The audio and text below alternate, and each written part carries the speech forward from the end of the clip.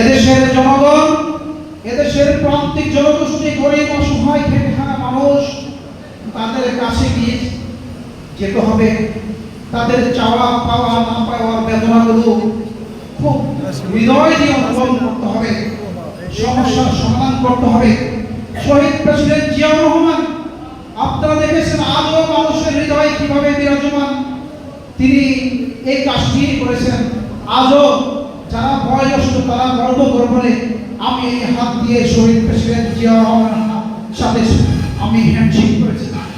আমরা এমন রাজনীতি করতে চাই এবং জনাব তারেক রহমান এমন রাজনীতি করবেন এই দেশে আসলে ইনশাআল্লাহ শহীদ প্রেসিডেন্ট জিয়াউর রহমানের যে যোগ্য উত্তরসূরি সন্তান, তিনিও শহীদ প্রেসিডেন্ট জিয়াউর রহমানের মতোই এসব জনগোষ্ঠীর কাছে যাবেন, তাদের কথা শুনবেন, তাদের সমস্যার কথা শুনবেন, আমরা সমাধান করার চেষ্টা করবেন। সারা জীবনের কান্নার কারণ হতে পারে। প্রিয় বন্ধুরা, ধৈর্য ধরতে হবে, ধৈর্য ধরতে হবে। আপনারা একটু ধৈর্য ধরলেই ইনশাআল্লাহ দীর্ঘমেয়াদী আপনারা ভালো থাকতে পারবেন। স্বল্প সময়ে লোভাতুর হয়ে এমন কোন কর্মকাণ্ড করবেন না দলের ক্ষতি হয়। দল কিন্তু আপনার দায়িত্ব নেবে না, আপনি যত দেখি না তাই। প্রিয় বন্ধুরা আমার, ধৈর্য ধারণ করতে হবে। ধৈর্য এমন একটি গাছ, ধৈর্য এমন একটি গাছ, মনে করেন তার সারা গায়ে কাটা, কিন্তু সেই গাছের যদি ফল অত্যন্ত সুস্বাদু হয় তাহলে কেমন লাগবে?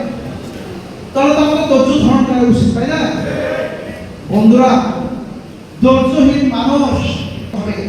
জনাব তারেক রহমানের যে নির্দেশ, যে বার্তা, সেটা আপনাকে ধারণ করতে হবে এবং মানুষের কাছে পৌঁছে দিতে হবে এবং আপনি সাংগঠনিক শাস্তির মুখোমুখি হতে হবে।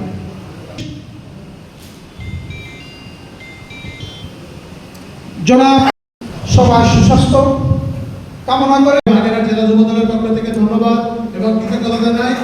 যুবদলের সুযোগ্য আহ্বায়ক, রামপাল উপজেলা ছাত্র দলের সাবেক সহ সভাপতি